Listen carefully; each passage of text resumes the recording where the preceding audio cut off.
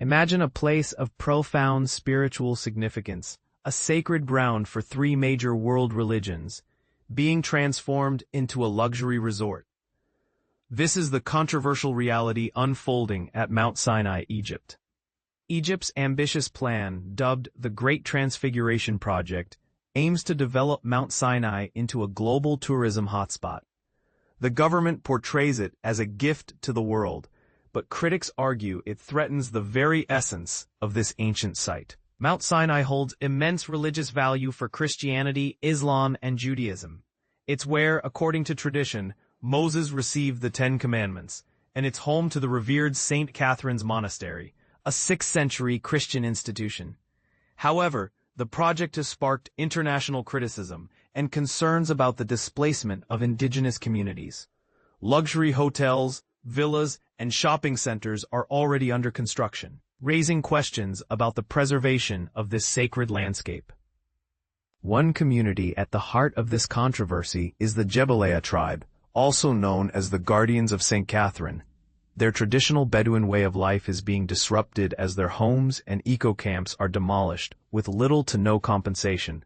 Even a sacred gravesite has been replaced by a parking lot.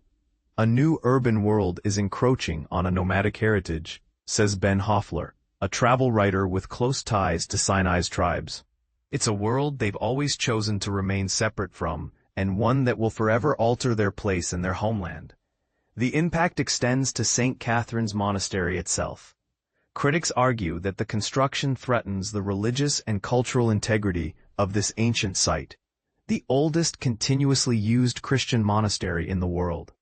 World Heritage Watch has condemned the project, urging UNESCO to list St. Catherine as a World Heritage Site in danger. They argue that Egypt's vision for religious, environmental, and health tourism contradicts the area's true essence of serenity, solitude, and spirituality.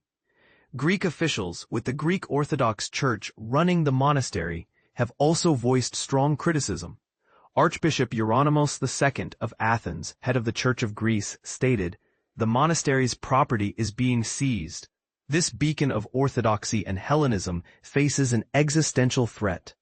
Amid economic challenges, Egypt sees the project as a way to boost tourism and access to the holy site.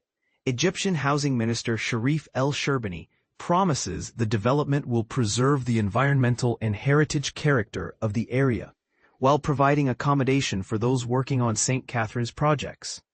The project includes hotels, a cable car, a visitor center, and an expanded airport, all in line with Egypt's goal of attracting 30 million tourists by 2028. But here's where it gets controversial.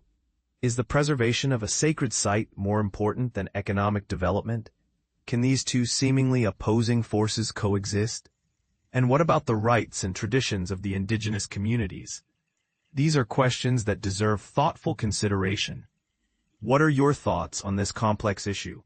Feel free to share your opinions in the comments below.